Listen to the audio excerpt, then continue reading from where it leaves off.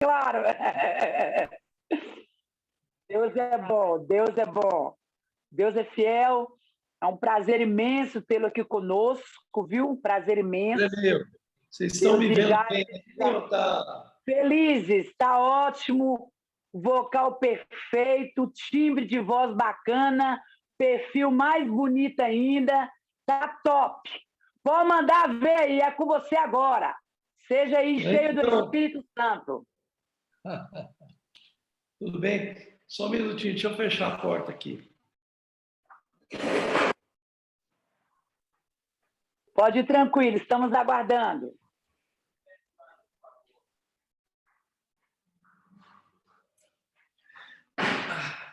Eu estava no meio de uma reunião aqui, com um grupo de pastores aqui, e eu não sei qual que as pessoas que estão aqui são pessoas, qual que é a das pessoas aqui? São pastores, são líderes?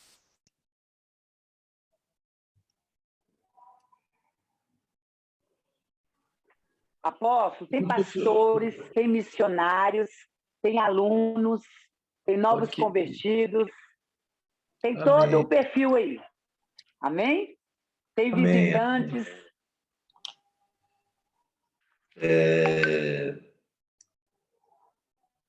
Deixa eu localizar aqui.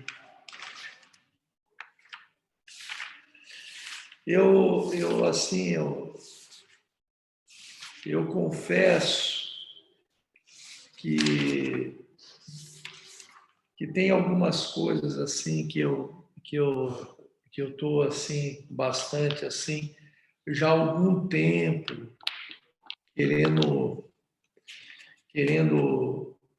compartilhar, né? E a respeito do ministério profético, né? Quem tiver uma Bíblia aí, abre a Bíblia, abra a sua Bíblia no capítulo 18.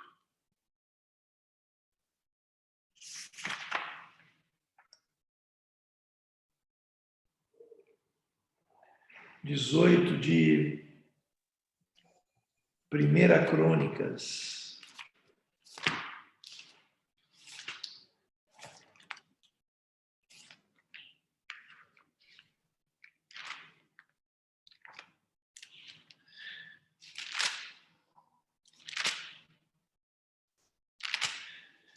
Prazer estar aqui e tá todo mundo me vendo aí.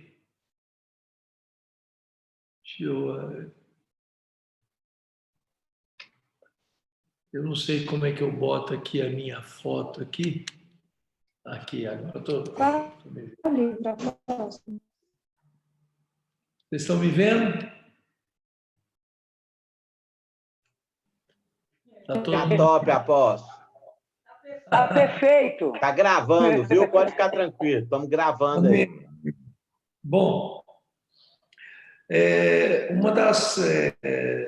tenho estudado algumas coisas com relação ao ministério profético e é algo assim que eu assim todas as vezes quando a Bíblia diz assim que nós somos edificados sobre o fundamento de apóstolos e profetas, né? Então a Bíblia diz que nós somos edificados casa espiritual, né? Mas o fundamento pelo qual a igreja, a vida de todos nós precisa ser edificado é sobre um firme fundamento, né? Que é o fundamento dos apóstolos e profetas, né?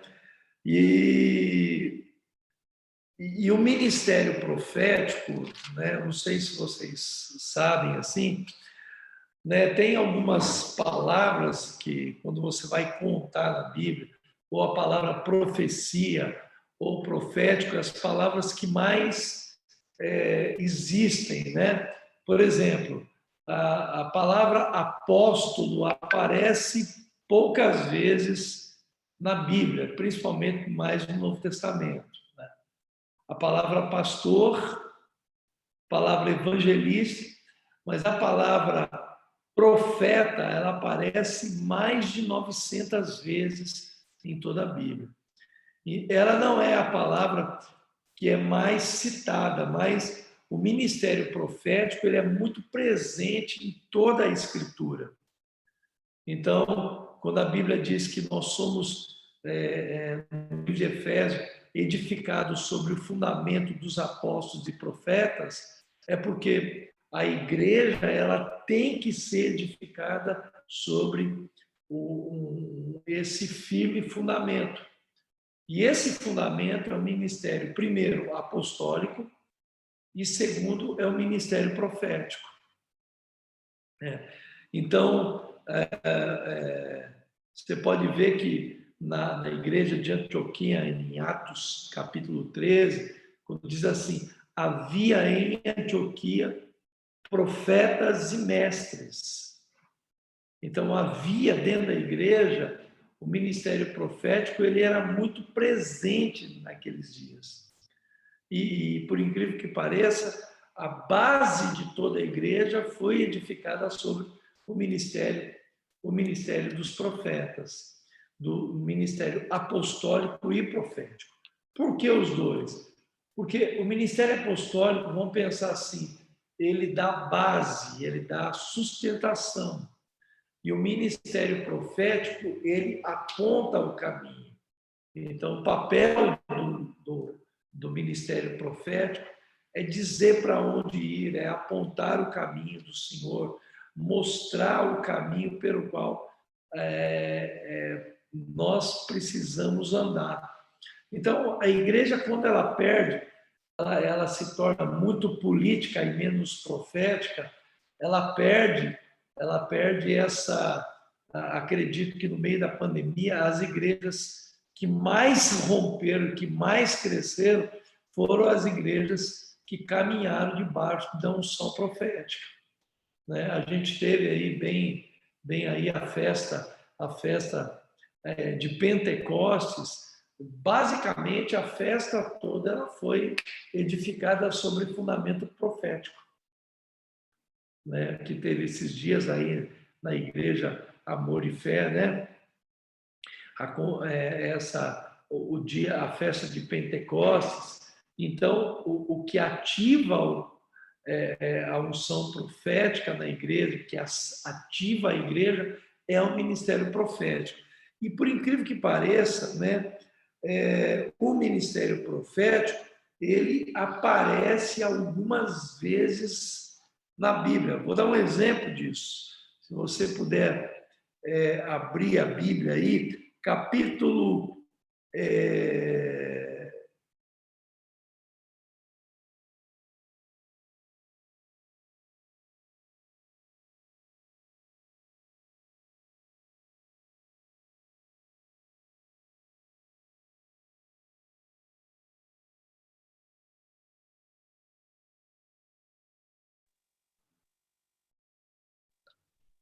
todos os reis da Bíblia, eles foram norteados pelo ministério profético, né? Eles foram ou alinhados por causa do ministério profético, ou quando eles rejeitaram o ministério profético, né? E nesse sentido, o profeta não é somente aquele que dizia assim diz o Senhor, mas ele apontava o caminho deles, né? E tem um cara na Bíblia, por exemplo, capítulo 16, o livro de 2 Crônicas, capítulo 16 de 2 Crônicas, fala do rei Asa. Então, capítulo 16, versículo 1, né? Diz assim: no ano 36º do reinado de Asa, Baasa, rei de Israel, subiu contra Judá e edificou a Ramá para ninguém deixar sair nem entrar a Asa, rei de Judá. Então, o que acontece? Nesse período da história bíblica, havia o reino do norte e o reino do sul. Então, o reino do sul, ele era governado e a capital do reino do sul era a cidade de Jerusalém, e o reino do sul era Judá. Então, a capital de Judá se tornou a cidade de Jerusalém. E o reino do norte, a capital do reino do norte, era Samaria. Então, o rei de Samaria, na verdade, todas as 11 tribos, elas eram governadas pela cidade de Samaria, pelo reino do norte. E a cidade e a tribo de Judá, que de onde veio o Messias, ela foi governada a partir do reino do sul, pelo rei na cidade de Jerusalém. Então, era muito mais fácil, né? Como Jerusalém foi... Por que Jerusalém foi escolhida para ser a capital de Judá? Porque Jerusalém nasceria o trono do Messias, o trono do Messias nasceria dali, a cidade foi estabelecida, a casa de Deus foi estabelecida em Jerusalém. Então, Jerusalém se tornou o centro de tudo.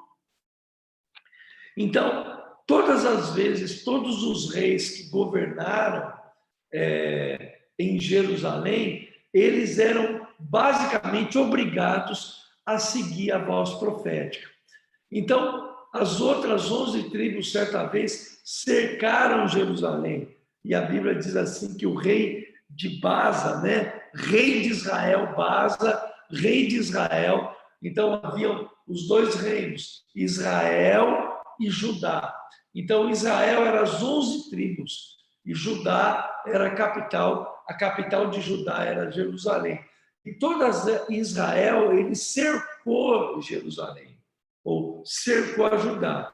Então, tirou Asa a prata e o ouro dos tesouros da casa de Deus e da casa de rei, e enviou a Ben-Hadad, rei da Síria, que habitava em Damasco, dizendo. Então, o rei Asa, ele foi tentado a pedir ajuda para o rei Ben-Hadad, rei da Síria. Quando ele viu que a cidade de Jerusalém, a capital de Judá, estava toda sitiada, ele mandou ouro, mandou prata para o rei da Síria para pedir ajuda para ele. E é exatamente, ele diz assim, verso 3, aliança há entre mim e ti, como houve entre meu pai e o teu pai. Quando ele fala do pai dele, ele está falando de Davi. Então, porque Davi fez uma aliança com o rei da Síria para construir a casa dele. Então, toda a madeira veio da Síria para construir a casa de Davi. E ele ajudou Davi. E é assim, e eis que te envio prata, ouro, pois vai, pois, e aniquila a tua aliança com Baza, rei de Israel, para que se retire sobre mim. E Ben-Hadad deu ouvidos ao rei Baza e enviou capitães dos exércitos que tinha contra a cidade de Jerusalém. Então, ele pede ajuda para um rei iníquo, ao invés de confiar no Senhor. Então, pare para pensar. A confiança de Asa não estava em Deus. Então, o que acaba acontecendo? É nessa hora que, quando Asa se desvia do propósito, ao invés de Asa buscar Deus, confiar em Deus, o que Asa fez? Ele foi confiar no rei da Síria. E é nessa hora que no versículo, a leitura diz assim, e sucedeu que, ouvindo Baza, deixou de edificar a Ramá e não continuou a sua obra. Então, o rei Asa tomou a todo Judá e eles levaram pedras de Ramá e a sua madeira com que Baasa edificara. E edificou com isso Geba e Mispa. Então, e naquele mesmo tempo, quer dizer, quando ele confia no rei, no rei assírio, naquele mesmo tempo se levanta o profeta Hanani. E diz assim, naquele mesmo tempo, verso 7, veio Hanani, o vidente do rei, quer dizer, Hanani era o profeta do rei. Então, o rei Asa, ele estava desconectado com o propósito de Deus. E ele passa a confiar no ouro que ele deu ao rei Baasa, ao rei Ben-Hadad, rei da Síria, para não lutar e apoiar o rei Baasa de Israel para lutar contra Jerusalém. Então, quando o rei de Israel percebeu que ele não teria o apoio de Baasa, porque Asa foi lá e praticamente comprou o apoio, comprou financeiramente o apoio do rei assírio, e ele não foi. Quer dizer, Israel abriu mão e não sitiou mais Jerusalém. E o que acabou acontecendo? Deus, apesar do rei assírio ter apoiado o rei Asa, apesar dele ter recebido o dinheiro do rei Asa, mas Deus, ele protesta contra ele, e Deus se levanta na boca de um profeta para dizer assim, você está errado. E ele diz assim, naquele mesmo tempo veio Hanani, vidente do rei, ao rei Asa, e disse-lhe, porquanto confiaste no rei da Síria, e não confiaste no Senhor teu Deus, portanto, o exército da Síria escapou da tua mão. Porventura não foram os egípcios e os líbios, um grande exército com muitíssimo carro e cavaleiros, confiando tu, porém, no Senhor, ele os entregou nas tuas mãos. Então, o grande erro do rei Asa, o rei de Jerusalém, ou o rei de Judá, foi confiar exatamente no rei da Síria. E é nessa hora que o ministério profético se levanta. O papel do profeta nesse dia era alinhar o coração do rei. E é por isso que a Bíblia, no capítulo 13 do livro de Atos, diz assim, havendo profetas e mestres, haviam apóstolos na igreja, mas no capítulo 13 do livro de Atos, se você perceber, diz assim, e na igreja que estava em Antioquia havia profetas e mestres, a saber, Barnabé e Simeão, chamado Níger,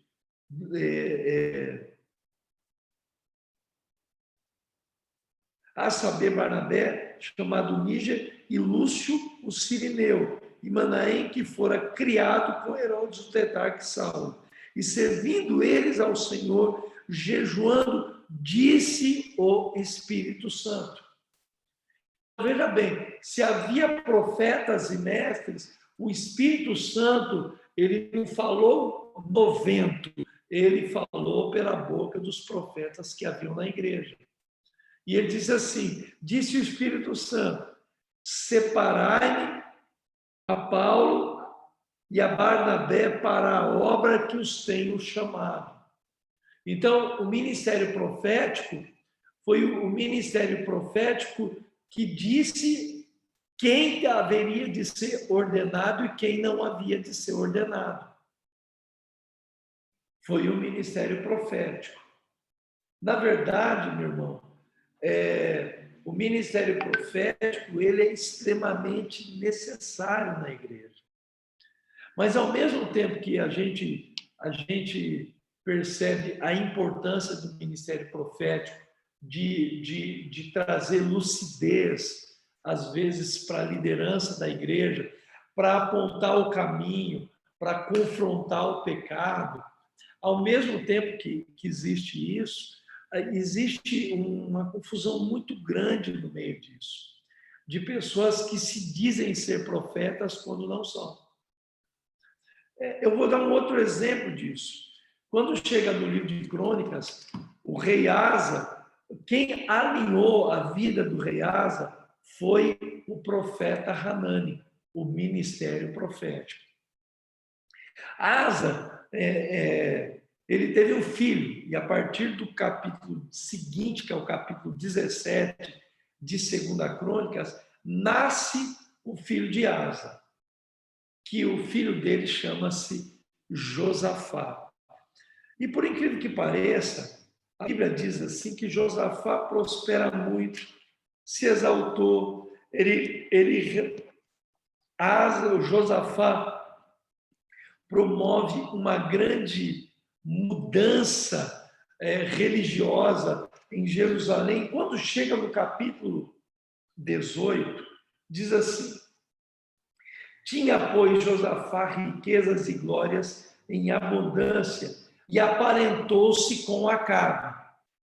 Então, Josafá, apesar de ser um homem de Deus, ele se casou com Acabe. Quem era Acabe? Acabe era rei, o rei do norte. Quer dizer, ele era rei de Israel. Então, Acabe era rei de Israel.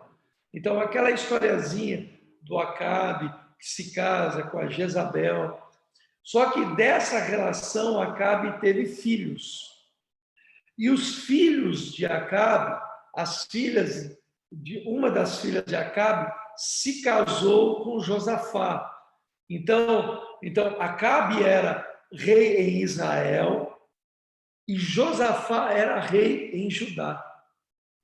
Então, Josafá era um homem temente a Deus, era filho de Asa.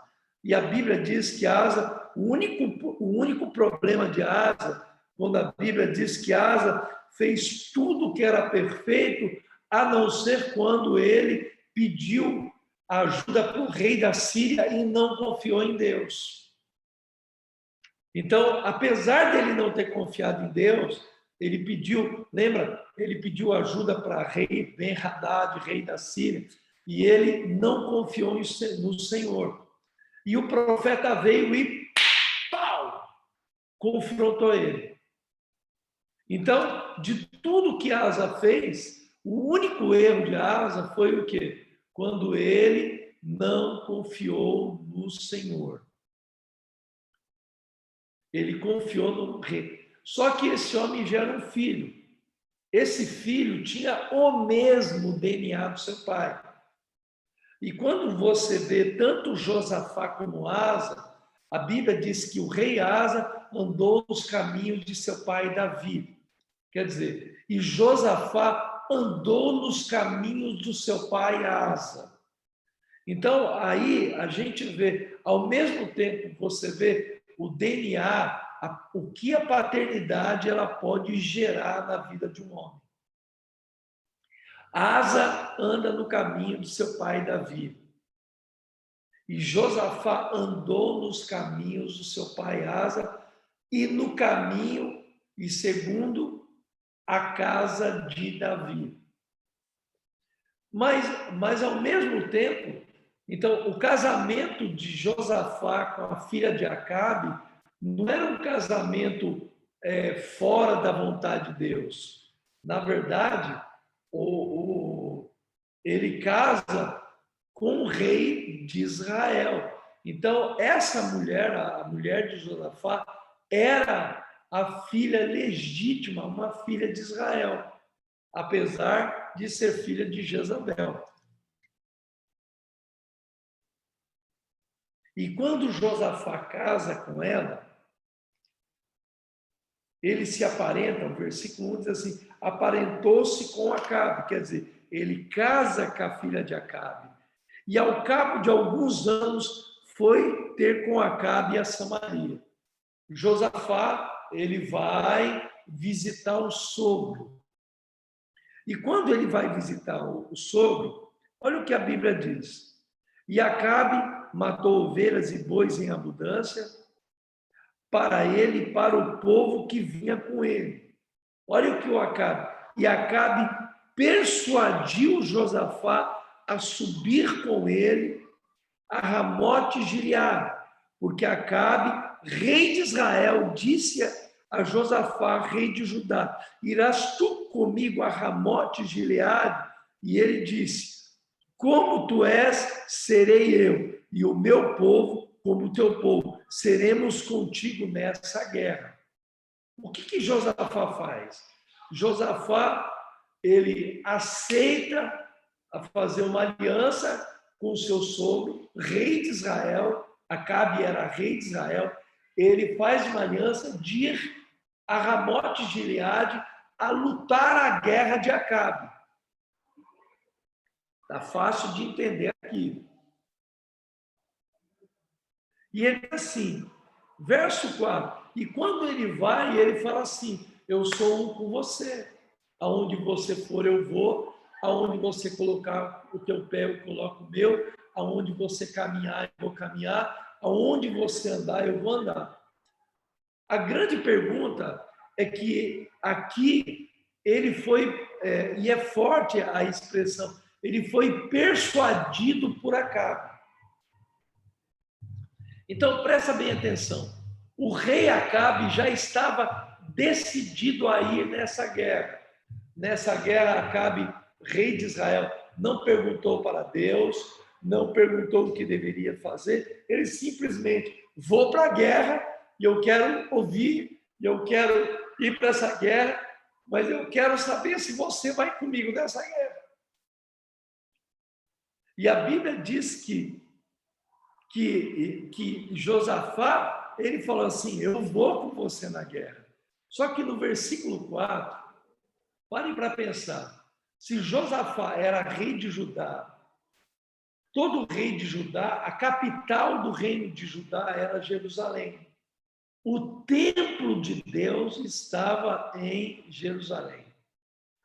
Então, Josafá, como um rei temente a Deus, que andou nos caminhos do seu pai e andou nos caminhos de Davi, ele era um cara que ele buscava a voz de Deus. Ele tomou uma decisão primariamente equivocada. Então, só que no versículo 4, ele diz assim: disse mais Josafá ao rei: consulta hoje a palavra do Senhor.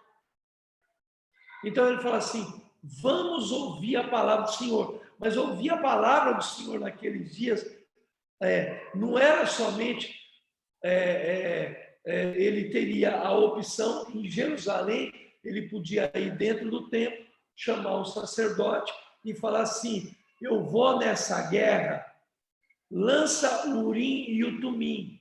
Então, o Urim e o Tumim era dizer sim ou não, vai na guerra, não vai na guerra, faça a guerra, não faça a guerra. Era esse o Urim e o Tumim. Então, como Josafá, ele era um homem muito temente a Deus, Josafá estava acostumado a consultar a Deus em tudo.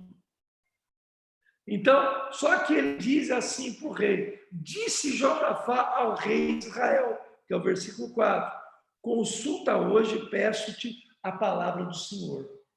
Então ele fala assim: vamos consultar a palavra de Deus. E nesse caso aqui, ele quer consultar a palavra de Deus, é ouvir a voz de um profeta.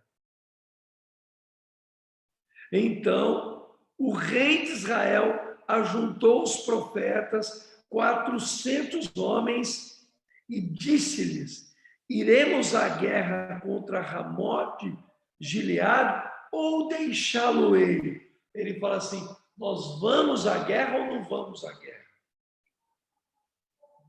Nós devemos ir nessa guerra ou não devemos ir nessa guerra?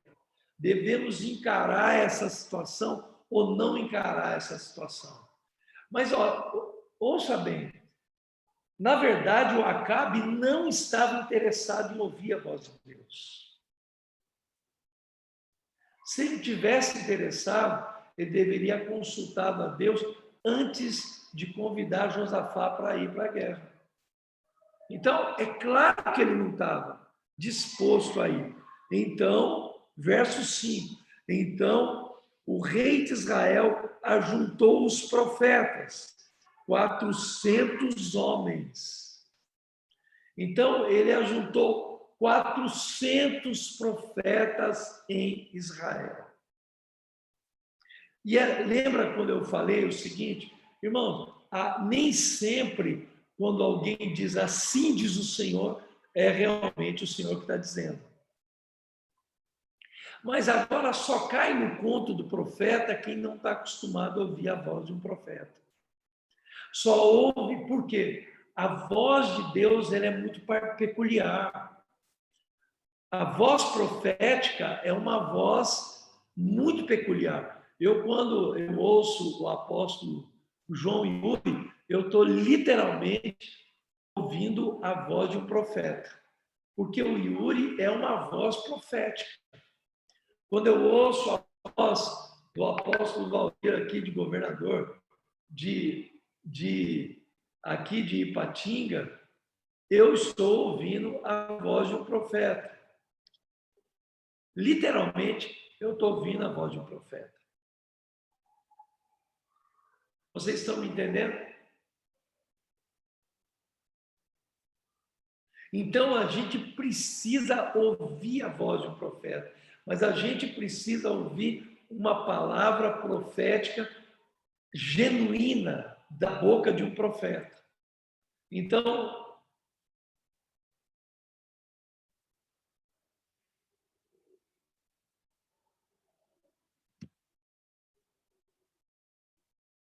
estão me pedindo mais um link de 40 minutos. Eu não sei como fazer isso. Como que eu faço isso, querida? Me orienta aí, Ana. Sou eu que faço aqui, pastor. Eu faço e cair aqui, você envia outro link. Okay. Eu reenvio outro link para vocês. Tá bom. Eu estou sendo claro, gente?